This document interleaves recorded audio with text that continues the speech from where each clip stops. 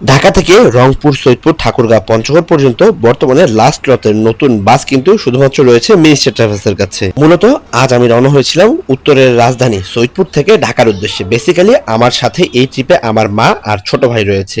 যদিও ইচ্ছে ছিল একটা ফুল স্লিপার বাসে যাওয়ার, কিন্তু সৈয়দপুর থেকে ফুল স্লিপার বাসের সিটগুলো পেছনে থাকায় বাধ্য হয়ে এই বাসের টিকিট করতে হয়, তবে সামনের দিকে। কিন্তু একটা বার মাথায় এসেছিল যে ভলভো বা হুন্দাইয়ের কোনো একটা বাসে টিকিট করি, বাট সেটা তো সিট একেবারে পেছনের দিকে পাই এবং কোনো ডিসকাউন্টও করতে পারিনি। তবে এই বাসে কিছুটা ডিসকাউন্টে আমি ঢাকার উদ্দেশ্যে রওনা হয়েছি। সৈয়দপুর থেকে রাত 11টা 5 ছেড়ে রংপুরের কাছাকাছি আসতে আসতে ঝুম বৃষ্টির দেখা পেয়ে যাই।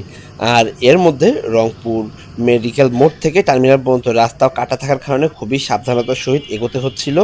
আর এতটাই বৃষ্টি ছিল যে সামনে কিছু দেখা যাচ্ছিল না। ইতিমধ্যে রাত 12টা 15 হয়ে গিয়েছে। যেই বাসটাতে ভ্রমণ করছিলাম, এই বাসটা এই রুটে চলাচল করে বিগত 3 থেকে 4 মাস হবে সর্বোচ্চ। সো ওই অনুযায়ী বাসের সাসপেনশনও ভালো, মোটামুটি সিটগুলো যথেষ্ট ভালো। মডার্ন পৌঁছতে পৌঁছতে রাত 12টা 30, কিন্তু এখনো এইখানে বেশ ভালো গাড়ির চাপ রয়েছে। এমনকি স্লিপার ও সুইট ক্লাসের বাসগুলো পকেট যাত্রীর অপেক্ষায় দাঁড়িয়েছিল। পীরগঞ্জের কাছাকাছি এসে সামনে পেয়ে যাই উত্তরবঙ্গের সর্বপ্রথম 36 সিটের স্লিপার বাসকে, অর্থাৎ নিউ ঢাকা এক্সপ্রেস। যে বাসগুলো একদম বাংলা বান্দা পর্যন্ত চলাচল করে। রংপুর থেকে বৃষ্টি এবং পরবর্তীতে এক ভারী এবং মাঝারি, কখনো কখনো ঝিরিঝিরি এবং প্রচুর বিজলি চমকাচ্ছিল। এইরকম করতে করতেই আমরা আনুমানিক 3টার কাছাকাছি হোটেল বিরতিতে প্রবেশ করি। ন্যাশনাল ফুড ভিলেজে যাত্রা বিরতি দিয়েছিল। যাত্রা বিরতি শেষ করে আনুমানিক ভোর 4টার কাছাকাছি আমরা আবারও রওনা করি ঢাকার উদ্দেশ্যে। সৈয়দপুর থেকে রওনা করে ঢাকা পর্যন্ত পুরো রাস্তাতে হানিফের এই একটা বাসের কাছে আমরা শুধুমাত্র আজ ওভারটেক খেয়েছি।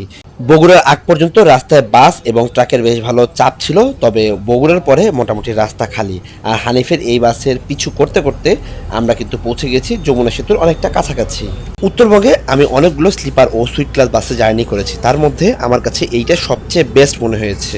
কেননা একে তো বাস নতুন, যদিও বাস আইসার 2015 মডেলের কামিন্স ইঞ্জিনের, তবে নতুন বাস হবার কারণেই হয়তো বা সাসপেনশনটা আমার কাছে কিছুটা ভালো লেগেছে অন্য বাসের তুলনায়। যমুনা সেতু অতিক্রম করার পরে দেখতে পাই এসি, নন এসি, স্লিপার অনেকগুলো বাস পকেট যাত্রীর অপেক্ষায় দাঁড়িয়ে আছে। আসলে এই জিনিসটা অনেকটাই ভয়ানক।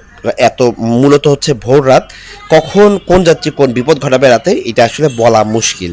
সবকিছু মিলিয়ে মোটামুটি সকাল 6টা 20 নাগাদ আমরা পৌঁছে যাই ঢাকার টেকটিক্যাল বাস পয়েন্টে। যদিও এইটা এই বাসের লাস্ট স্টপেজ, তবে সব ধারণা প্লাস হচ্ছে ভ্রমণ অভিজ্ঞতা সব কিছু যদি বলতে চাই, আমার কাছে খুব একটা খারাপ মনে হয়নি।